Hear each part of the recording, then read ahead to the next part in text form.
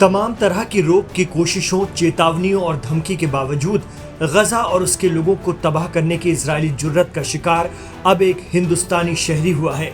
जी हां, इसराइल और हमास के दरमियान चल रही जंग के बीच ये पहला मौका है जब किसी इंडियन को अपनी जान गंवानी पड़ी है। साउथ गजा में इजरायली जारहियत के चलते साबिक इंडियन आर्मी ऑफिसर कर्नल वैभव काले की मौत हो गई। इसराइल की इस हरकत के बाद से हिंदुस्तान बेहद नाराज है और उसने फिक्र का इजहार किया है। कर्नल वैभव काले का जस्दे खाकी यानी शव भारत लाने की तैयारी की जा रही है। कर्नल वैभव के घर वाले बेहद गमजदा हैं। उन्हें यकीन ही नहीं हो रहा है कि रफा में कर्नल ने जामे शहादत हासिल कर लिया है। विश्वास ही नहीं कर सकते, अभी भी नहीं लगता है। उन्होंने चेहरा बराबर देखा नहीं है। वैभव ही है, वैभव जिंदा है, वैभव गया नहीं है। वैभव का चेहरा उन्होंने दिखाया तक नहीं है अभी तक। ऐसा लगता है कोई दूसरा ही आदमी होगा जिसको वैभव बोल के उन्होंने वैभव बोला है, लेकिन डिफेंस कभी गलती नहीं करती है। जो सच है वही सामने आता है, लेकिन मन तैयार नहीं है। वैभव हमसे गया ही नहीं है, वो हमारे इसमें ही है। कर्नल वैभव अनिल काले 46 साल के थे। वो 2 महीने पहले यूनाइटेड नेशंस के सिक्योरिटी महकमे UNDSS में सिक्योरिटी कोऑर्डिनेशन ऑफिसर बनाए गए थे। उन्होंने इंडियन आर्मी में 11 जम्मू कश्मीर राइफल्स में सर्विस दी थी। भारतीय फौज से 2022 में उन्होंने समय से पहले ही रिटायरमेंट ले लिया था।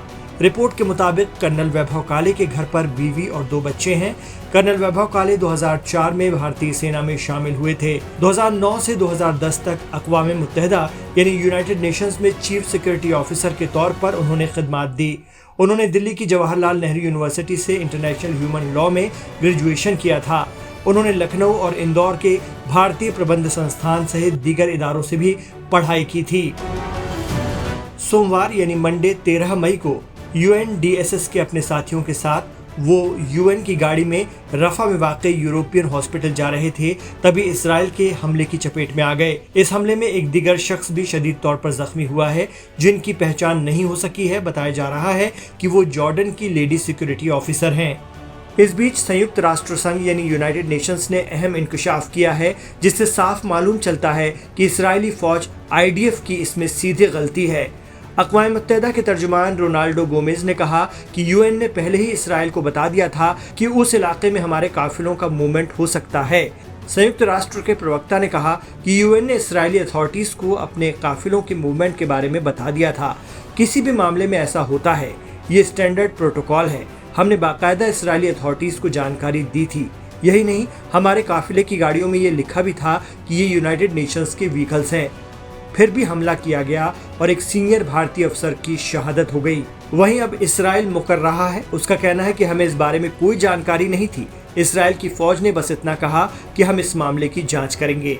भारतीय अफसर कर्नल वैभव काले की मौत की संयुक्त राष्ट्र और अमेरिकी फॉरेन मिनिस्ट्री ने सख्त मजम्मत यानी निंदा की है और इसराइल को कटघरे में खड़ा किया है।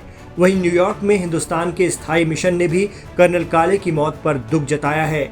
US स्टेट डिपार्टमेंट ने इजरायली हमले को लेकर कहा है कि जो हुआ है वो फिक्र का बाइस है। गजा में UN के वाहन पर हमला बेहद संजीदा मसला है।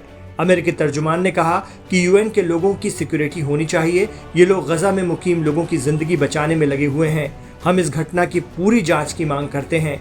इस बीच यूनाइटेड नेशंस ने अपनी गाड़ी पर हुए हमले की जांच का फैसला किया है। भारतीय पूर्व सैन्य अफसर वैभव काले संयुक्त राष्ट्र संघ के सुरक्षा विंग में काम कर रहे थे। उनकी गाड़ी पर इसराइली हमला बताता है कि इसराइल रफा में किस हद तक बर्बरियत पर उतर आया है।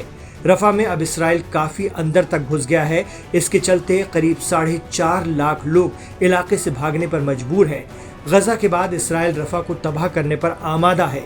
इंसानियत की हिफाजत के लिए काम कर रहे गैर मुल्की लोगों को भी बख्शा नहीं जा रहा है। कर्नल वैभव काले की जान इस तरह जाना UN की पहली इंटरनेशनल कैजुअलिटी है। UN general secretary Antonio Guterres के नायब तर्जुमान फरहान हक ने इस सानहे के लिए भारत सरकार से माफी मांगी है। इसराइल ने रफा के यूरोपीय हॉस्पिटल की निगरानी करने वाले भारतीय हिफाजती एहलकार को निशाना बनाकर अपने गैर इंसानी रवैये का सबूत दिया है। बहुत 22 साल तक उन्होंने इन्फेंट्री में काम किया। उसके बाद में VRS लिया।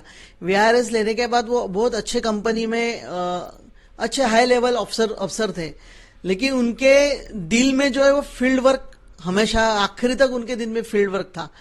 तो वो टेबल जॉब नहीं कर पाए। बहुत, हालांकि बहुत अच्छे कंपनी में बहुत अच्छा जॉब था उनको, लेकिन वो टेबल वर्क कर ही नहीं पाए, इसलिए फिर उन्होंने यूएन में ज्वाइन हो गए, वो defence security and safety department में। लेकिन उनका पहला ही पोस्टिंग गाजा में आ गया, और गाजा में आने के बाद, हालांकि मैं बता सकता हूँ, मेरी जब गाजा निकल रहे थे, मैंने उनको व्हाट्सएप पे मैसेज किया था, और उसमें आखिरी में लिखा था कि come with peace at Gaza. तो वो शायद गाजा में आजकल में पीस आ जाएगा, लेकिन भैया नहीं आए। मेरा आखिरी मैसेज वही था उनसे, आखिरी बार मैं वही उनको बोला था, come with peace at Gaza.